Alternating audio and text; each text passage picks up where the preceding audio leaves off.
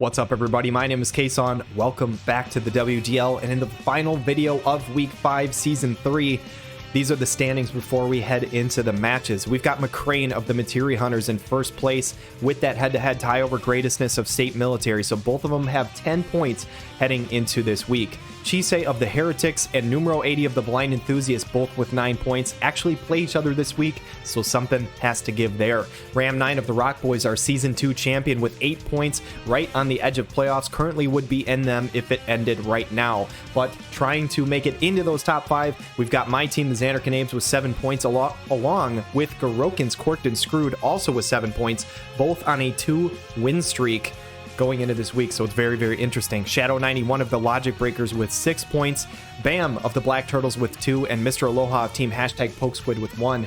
But those two teams at the end also play each other, so one of them is going to win guaranteed this week. So should be a bunch of really interesting fights. I'm excited to get into them with you guys. Let's jump into it.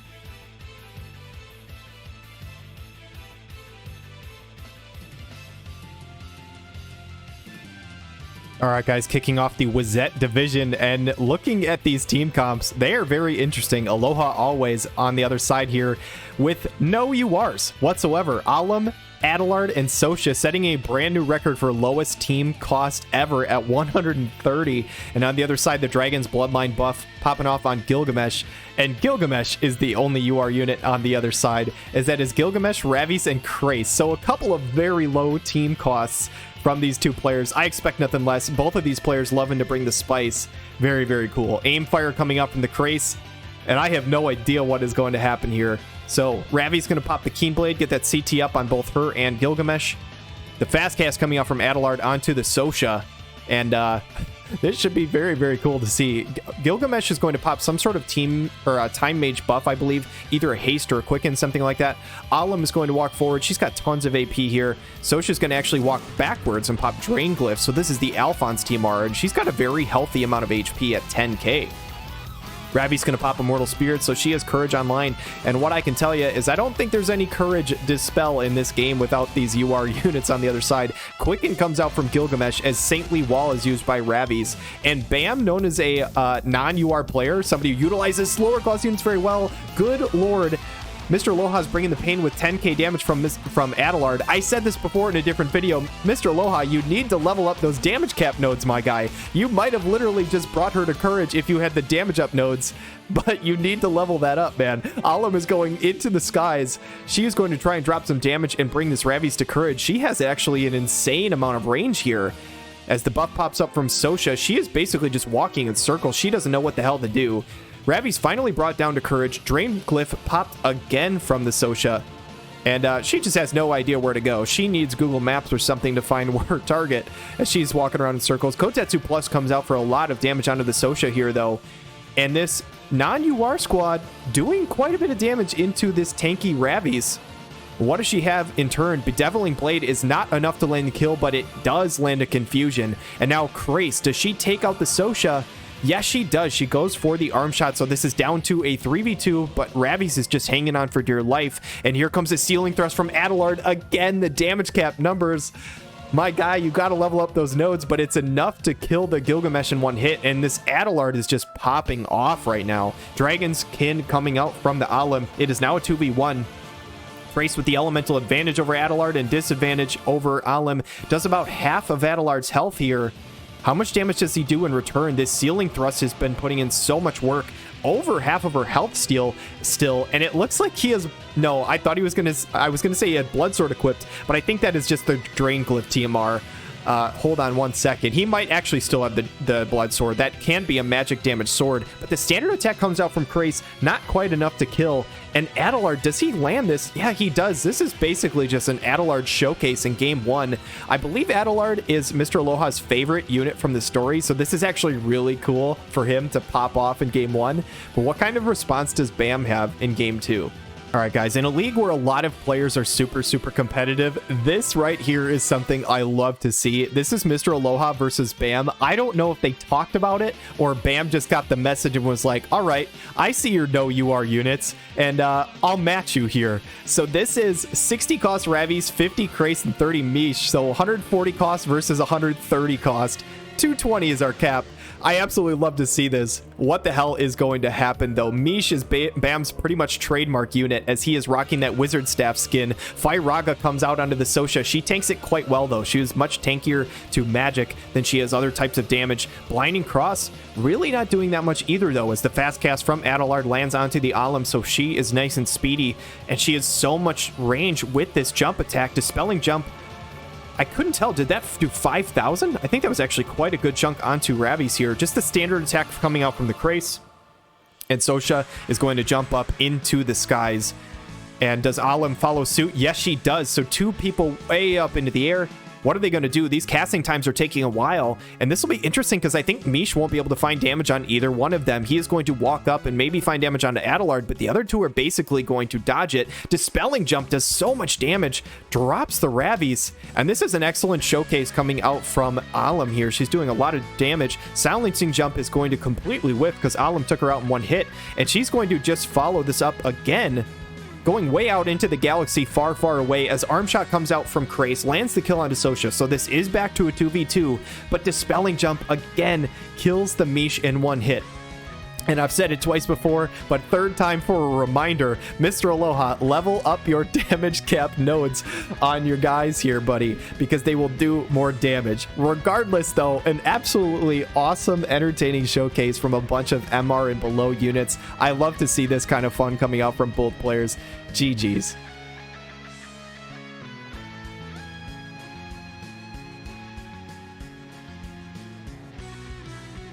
All right, guys, next up, we've got 2 teams who are battling near the top of the division here. Numero 80 running a double ice missile composition with Moraga as the tank. Tracking techniques coming out from Eliza onto the entire party. And Moraga, what does he go for on turn 1? He's going to go for a Keen Blade. He starts the fight with a 3-hit physical shield, so he's nice and tanky to start versus physical damage. Just getting that CT up. Dragon's Kin coming up from the Curry, though. Very interesting with that sub job. And the 3-hit physical barrier online for Winter Ravi's as Victoria is going to pop Keen Blade. And this is a team I don't think we've seen from Chisei here. Naya heal support in the back with 2 ice physical damage dealers. I will say, though, I think Moraga will probably soak this damage fairly well. So a good answer here by Numero with the physical tank. Immortal Spirit coming out from Moraga. Can these 2 units whittle their way through him? That is the question. Great Slash, though, does 5,000. I don't remember if that breaks barriers. It might have, though, because that did a ton of damage. Frostmaw Barrage, though, from Curry, we've seen it time and time again be so successful. Frostbite onto the Winter Ravi's is absolutely crippling. You wouldn't think that a cold unit could get frostbitten, but that is exactly what's happening. Jump from regular Victoria, though, is proccing the Courage from Moraga, and I said he was going to tank this up. I'm not so sure if I was correct there. I think that removed I don't know what that exactly removed. It came off screen. Sorcery Shear from Moraga doing just a little bit of chip damage. What can Curry find? He might not be able to find a Frostmaw Barrage. I say that. Yes, he can. I thought Moraga might have been in the way, but they find the kill on the backline healer, which is absolutely crucial here. Victoria, what can she do next? She's got a ton of health, 60 AP. You know what she can do? She can get reflexed. We've seen it so much this week. Please, sir, may I have another? And here comes Eliza. Instead of Curry being dropped probably in 1 hit, this is a 2v1 in Numero 80's favor here. Curry's going to follow up with a standard attack, drop the agility, and Eliza's going to lap. I don't know how much it would have mattered anyway, as Eliza probably would have found the kill on Victoria, even if Curry wasn't able to get that standard attack. But GG's, that is a Game 1 victory for Numero 80 and the Blind Enthusiasts. Heading into Game 2 here, Numero 80 is going with an old reliable team. Dark composition, Sephiroth, Garvel, and Zazan. This team is very, very strong, and it looks like Chisei is actually sticking to his guns here, changing the positioning with Instill, Sealed Endurance, getting that physical shield up for Winter Ravi's, and the AoE party buff. Victoria is going to walk forward immediately. She does not use any buff. She has 36 AP to start. She needs to get a ton of damage here for this to matter. This is only on the Zazan for 7,200. That is kind of rough for Chisei, I will say, because I think you want to get more AP on Victoria before she walks forward. Zazan doesn't really do any damage, but he breaks the 100% shield on Victoria, and the next hit should do a much more damage. Sweet support comes out from Garvel. That's a Little Eel of the Bold TMR getting agility up. King Bradley TMR from Winter Ravi's, so she is unable to hit Zazan due to the height difference of 2. Interesting to see here. Speaking of King Bradley TMR, Sephiroth mimics it perfectly. Victoria quite cannot find the kill with the standard attack. Winter Ravies has to actually use a limit break to find this damage. That is kind of rough for Chisei. I know you don't want to use this up on basically no health. Ups the defense piercing rate, which is nice, but she only has 22 AP now, and that could be pretty rough. Naya's going to go for a channeled spell. What is she channeling here? Spirit Blaster finds all three. That is a double kill and almost a triple kill, and Garble goes absolutely nuts here in game 2. Shadow Flare is going to come out from Sephiroth. That is going to do it, and a very impressive showcase here from numero 80.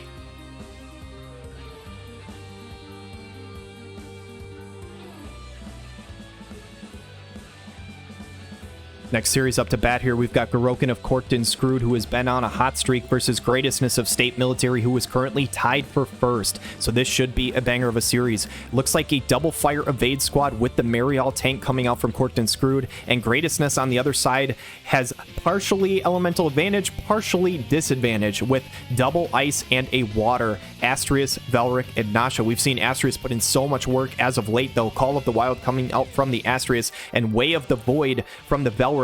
A very nice tech here. This is the Hio TMR giving fire resistance up, and I think that's a smart move versus 2 fire units. Zombie TMR coming out from Marial, though, so she's going to have to die twice. With only 12.8k health, I'm not sure if she's fully reincarnated or not, but she is still a very nice tank. Immortal Spirit coming out from Nasha here, who's rocking almost 15k health. Yuffie's going to jump up into the air. What can she get done here? Sweetheart Ildira, she has damage. She's going to pop the limit break. I think this is only on Nasha, though. And if you are Greatestness, you are pretty happy about this. This drops CT for everybody who is hit. And yeah, oh, no, I'm sorry, it hits Velric also, so that's actually kind of rough for Greatestness here. Cross Destruction comes out from Astrius, and he whiffs. He misses. I don't know what the hit chance was, but it completely misses, and that is really rough on this first turn here. Mind Crusher going to get some AoE damage down, also drops Spirit. Dragon Dive is not quite enough to proc the Courage on the Nasha, though, so she's doing a pretty good job here, soaking 3 hits already with still Courage up. Prescient Advantage goes off and gives him AP, but he misses the attack. Windstorm Plus is really good damage from Yuffie, and now Sweetheart Ildira, can she chain up? Yes, she can with a Tiger Maw. Astrius is down for the count. Versus these fire units, he still gets absolutely destroyed here, and this is really rough in game 1. Paralyzing Edge is a guaranteed hit. Velric manages to find this against the Yuffie and lands the paralysis, but this is too little too late. Versus these 3 units, I can't imagine any scenario where he could come back here unless he were to heal himself to full off of his Drain Assault or whatever it's called. Sweetheart Ildira can't hit yet. Can I speak it into existence? I've done it before with other attacks. What is he going to go for here? He's going to go for the limit break. This is not the self-heal, so I think this is probably all but over. Shattering Creation looks really, really awesome, and it lands the Disable, which is awesome, but it's going to be too late. Yuffie does get paralyzed. Eventually, one of these units are going to be able to hit him, right? One is paralyzed, one is disabled. Sweetheart Ildira, it is all on you. Can you get anything done? There it is. There is the standard attack. And my goodness, if Astrius didn't die so early, honestly, I think Greatestness would have won that due to some of the status effects. But GG, and very well played by Garouken. All right, guys, heading into game number 2, and it looks like Garouken is switching out Marial and adding in Silma. Greatestness is going with a heavier water composition with King Mont as a tank. And was this a brilliant switch up by Garouken, bringing in Silma against a couple of water units? We'll have to find out here. Subterfuge comes out from Sweetheart Ildira, so getting that evasion, I believe she even gets hate down from it. Call of the Wild coming out from Astrius just like last time, and he's using this because they're really trying to be as accurate as possible against these fire evasion units. Crimson Resistance comes out from Silma on the entire party. And how well can King Mont soak up damage, and can he be accurate enough to land some crippling status effects? He has both Disable and Berserk in his kit. If he lands either one of those, it could be pretty big.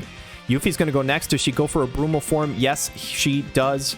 And that is pretty crucial because that ignores any sort of guaranteed hits. I know Astrius has 1 in his kit, but it's not really the move that he wants to use. Subterfuge comes out from Sweetheart Ildira again, so she's just going to refresh that buff. As Zizabels comes out from Astrius, so he's got tons and tons of AP. Haste Perpetuator comes out from Severo. And the big question, as always, when you're going up against an evasion team is, do you win the accuracy check? How much accuracy is built up on Greatestness team here?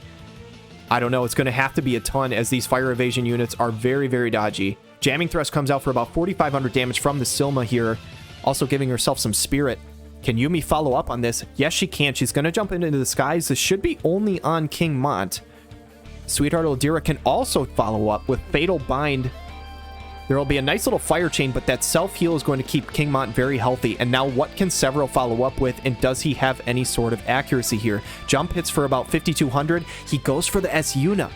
I assume that is because he could not land damage, as Bulwark Breach is a 2-hitter. One of them hits, one of them misses. I'm curious to know what the accuracy percentages are on these attacks right now. Man, oh man, 95 AP on the Yuffie though, and she might have an opportunity to find a big AoE. She's going to do just that. Windstorm plus on the entire team. The blind lands. This has to be over with a blind on both of the units and still ignoring that guaranteed hit. I don't know how they're possibly going to hit Yuffie over this next turn or two, and she's going to do so much damage. Jamming thrust coming out from Silma, and this team from Garouken is really, really scary.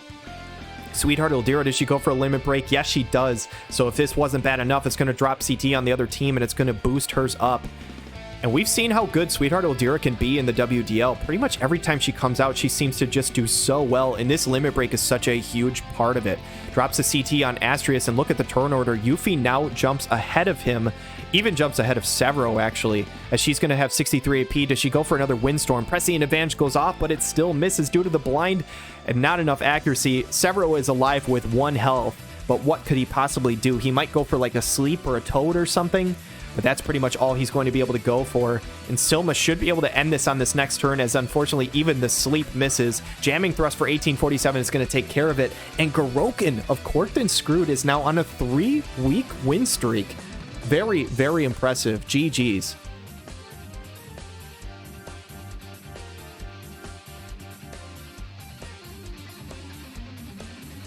Game 1 of Ram 9 and the Rock Boys versus Shadow 91 and the Logic Breakers. It should be an entertaining series. So it looks like the Alphonse, Reagan, and Surges team. We've seen this before coming out from Ram 9. It is so hard to take down. It's just incredibly bulky. As Leave This to Me comes out from Reagan, getting some different elemental resists up. And I'm looking at the other side of the screen. I just realized this is a Thancred sighting, you guys. Dragonskin comes out from Thancred with Celis and Elshra. And I will say, Shadow has busted out some crazy team comps before, and to my surprise, they have just done so well. I have a hard time believing that this Thancred is going to be able to get through these two units, but I am going to be so happy to be proven wrong if that happens. Undefeated General's Pride comes out from Celis. She is way out ahead as the Quicken is boosting the tank up really far here. Surges is finally going to walk forward. Reagan should be able to go for his Courage buff here, and he's going to have a self-heal to boot. Alphonse going to go next. What does he go for? Boulder Blockade is 4,700 damage. That's a really good chunk to start out. Thancred, can you find some damage? Yes, he can. I imagine this is horizontal jump. I think he's rocking about 11k HP, actually, as Meteor Annuller comes out from Elshra. So 3162, not bad. Horizontal jump, though, unfortunately, does so little damage. Alphonse can really stack up some really nice Pierce resist. And Surges deletes the Elshra. Very, very impressive from this 30 cost unit. Mountain Dive from Reagan is enough to remove the Celis, removes Protect and her own life. And man, oh man, Thancred, you're a 100 cost unit technically in the game, buddy. Can you pull off some crazy 100 cost stuff? Rough Divide is only going to do 489. And unfortunately, man, I just don't see it with the Thancred.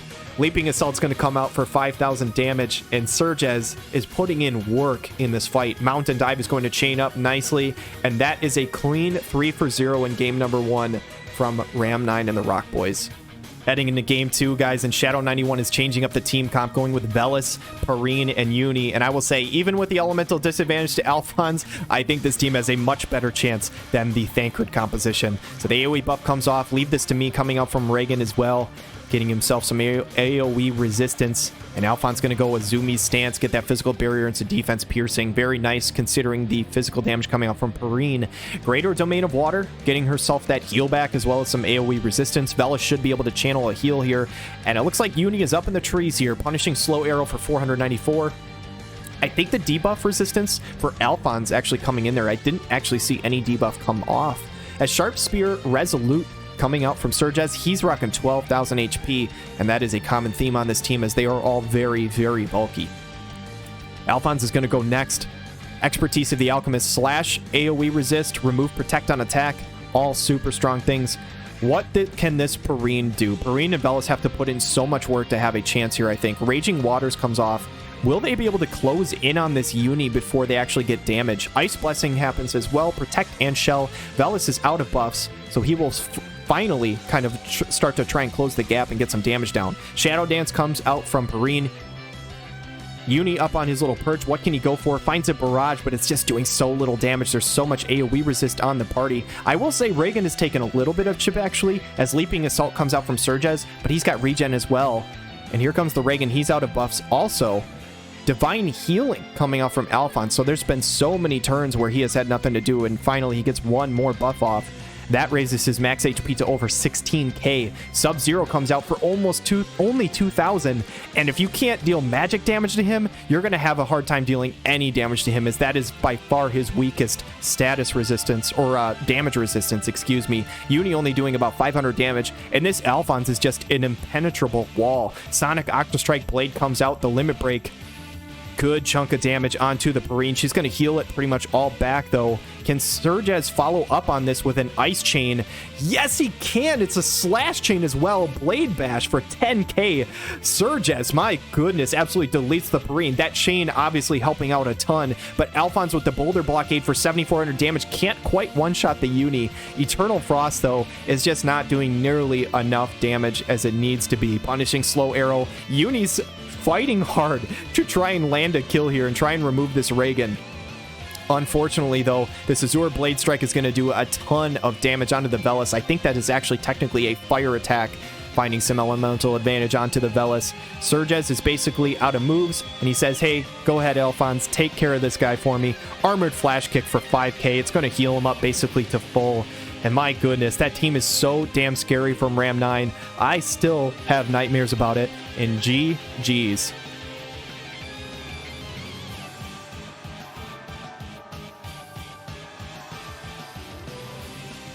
Final matchup of the week, you guys, and it's none other than my team, the Zanarkand Abes versus MacRain's Materia Hunters. We faced off quite a few times in the Friday night fights, but never in the WDL. There's a first time for everything, though. Evasion skills comes out from the Pissarro, so he is running Pissarro, Minwu, and Dario, as Set the Pace comes out from Minwu. This is the Addison Ray TMR, dispelling haste on the party. I thought he might do something like this, so I actually did not use my haste TMRs in this fight, as the Hazard Revival, the new tech from Shuts Out now that he has his 140 comes off. This gives him courage and a huge heal back. Heart of Flutter on my Rain to get that unit attack resistance up and have him move forward, and my Skahal is going Zombie TMR, so now he has re-raise. And we're going to start closing in on the fight here. So Minwu, what does she have in store? She's got Time Mage sub-job, so she's going to start channeling something. I imagine this is either a haste or a quicken. Indomitable Spirit coming out from the Pissarro, so he's got his courage online. And here comes the guard haste onto the Dario, actually. He's got tons of AP. He should be able to close the gap a little bit. Draining Seal only doing 665, so Rain tanks that up very nicely. But here comes the Pissarro, and he's going to pop the Limit Break. Greased Lightning. This is actually going to debuff the unit resistance buff he used before.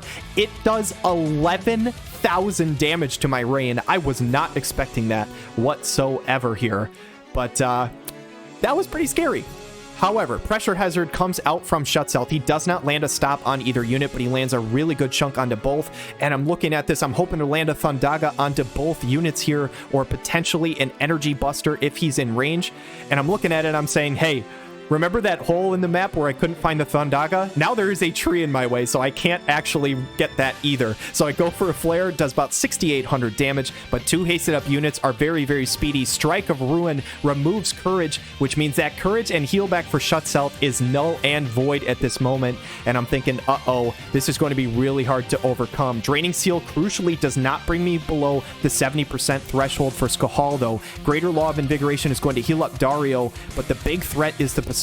I need to somehow get rid of him. I need a debilitating counter, and I need to land it. Falcon Slash is going to bring me to Courage. I just need to find an Energy Buster on both and somehow lap and kill Pissarro.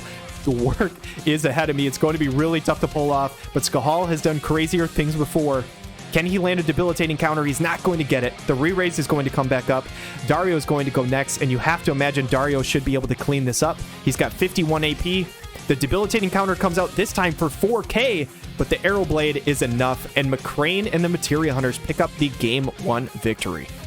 Heading into game 2, you guys, I thought accuracy might be an issue because of Pissarro. He actually leaves the Pissarro at home. It's actually Yerma this time, along with the Dario and the Minwu. So I brought the Greatsword team with some guaranteed hits to try and counter that. We'll have to see how this works out. Zombie TMR coming out from Rain, getting that re-raise online, and now Shuts-Out should be going for his Hazard Revival skill as well. So multiple units basically have either a Courage or re-raise. The one thing I got going for me this time is they do not have Courage or re-raise removal on the other side. Yerma is going Revitalize. We've seen Yerma pop off before when she has the AP to do so, and she is a very scary lady. Minwu is going to go next with the Sweet Support. This is the Little Wheel of the Bold TMR getting agility up on the squad, and Dario with the Keen Blade getting CT up on the entire party as well. So both teams using that Keen Blade to great effectiveness here. And Minwu should be able to channel a Guard Haste just like last time. What is Yerma going to go for it this time? Goes for the Shadow Cast. So she does have some evasion still, even though it's not Pissarro. I'm glad that I brought my guaranteed hits with. Sentinel is going to come online for the Dario, and he's going to walk forward. Punisher mode for Cloud to increase that AoE resist. And Shuts-Out, what is he going to go for on turn 2? It's going to be Revitalize. So I turned off the Haste TMRs because I know he was dispelling that. Ended up going with Bells, and he should have plenty of AP for the rest of the fight. Astral Guard is going to get that hate up. The Magic Barrier won't do much of anything here, but the hate will be nice. And looking at the turn order, all of MacRain's units are going to go back-to-back here. So I'm hoping that Rain can tank up this damage effectively. Dario's going to go with a Draining Seal. Only 1,000. I'm pretty happy with that to start, as the Guard Haste is going to hit onto the Yerma. She has 163 AP. How much damage can she do? Reaving Axe does 10.6k. Deletes Rain. Fortunately, this time I have the Zombie TMR, so he does come back with a little bit of health. Cross Slash for Cloud, though. I actually could not believe that he couldn't find a triple slash at this angle. I thought this was very strange, but maybe Yerma has a lot of AoE res. Pressure Hazard hits both, though, and I'm seeing there is a lot of AoE res on that Yerma because she tanked that very well. Rain is going to walk forward, though, and find the kill, and Yerma doesn't have a ton of AoEs, so I'm thinking that Cloud is safe on this hit. He absolutely is. She's going to find that standard attack. She's going to walk forward, but looking at the turn order, that haste is proving to be really big, especially with the Sweet Support agility up, as Yerma's going to lap. She's going to go next. I'm hoping Cloud can live a hit. There is no chance in hell he can live a hit. This Yerma is on roids, does 12,000 damage, but I got my boy Shuts-Out and a Dream here. Pressure Hazard is going to take out the Minwu, and now it is down to a 1v1 between MacRain and I's favorite underrated units. Yerma is going to go with the Limit Break with the Soaring Axe Slash. I anticipate this will proc his Courage. 8,600 is enough to proc it. He's going to get a self-heal for 6,600, and Shuts-Out is up to bat next. He's going to go for the Pressure Hazard for 3,300. Loses a little bit of health in the process, but here comes Yerma again, and I need a reflex. I get a reflex. Unfeeling knee breaker is going to miss. Shuts-Out, I need you to paralyze her or do something. Doomsight, does it disable?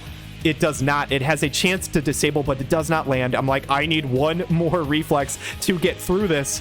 And here comes Yerma with Unfeeling Knee Breaker for 7,400. And that is the Game 2 victory for MacRain and the Materia Hunters. All right, guys, finishing up the last video of Week 5. These are the Wezette standings after the first 5 weeks, right after the mid-season. So, MacRain of the Materia Hunters in first place with 13 points. Remember when we all predicted as a division that he would be in last place, and I said that was crazy?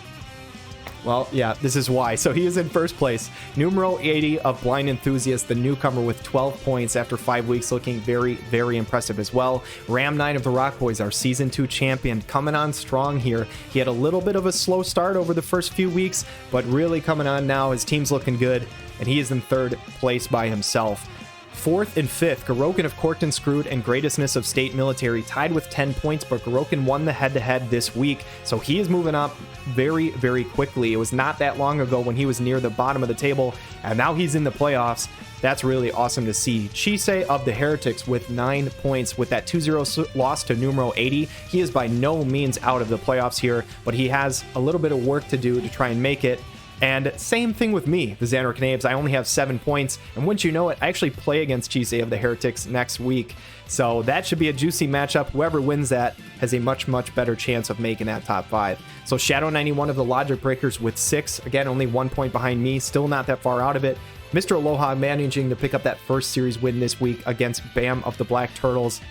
But this is how the standings shake out after 5 weeks, guys. It's really, really interesting. I think this division is a little different than the others in terms of like from top to bottom. It seems to be a very slow, staggered thing, like all the way down, like 1 point in between like a bunch of different places. So it's cool to see. I'm going to try my hardest to make the playoffs. One thing I will mention real quick, I got 2-0'd by MacRain. Dude is an awesome person and an awesome player. Like, everybody comments in it all the time about how good of a player he is. He is truly an amazing person as well. So I had a great time talking to him. We actually played some for fun games after, so he allowed me to do that, which I appreciate. I brought my game 1 team against his game 2 team and the reverse. So I brought my game 2 team against his game 1 team. I actually won both of those games. So I'm not going to lie, that hurt a little bit knowing that if I had switched what order I brought my teams, I could have potentially won the series. But that's how it goes, man. And MacRain is an absolute mad lad when it comes to predicting what the other team is going to bring. I don't know how he does it, but he's so damn good at that. And just major props to him. So I'm hoping to recover next week against the Heretics, but we'll see what happens. There's 4 weeks left to go. And everybody in this division is really, really competitive. I've said it from the start. Everybody wants to make the playoffs, and we'll see how it shakes out. So I hope you guys enjoyed all of the matches, not only in this video, but in the other 3 this week. Look forward to the next 4 weeks, and see you guys next time. Have a wonderful day.